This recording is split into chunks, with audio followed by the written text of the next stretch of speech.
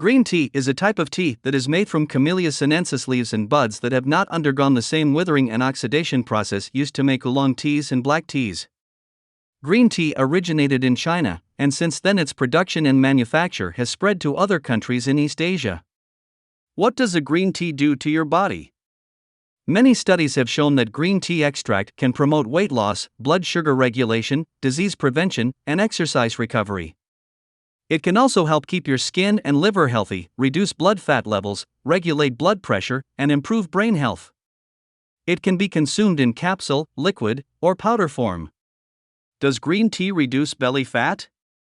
Green tea has been shown to reduce belly fat, because green tea helps you lose visceral fat around your abdomen. This is excellent because this is the fat shown to be linked to increased risk for cardiovascular diseases, diabetes, and breast cancer. Who should not drink green tea? Precautions.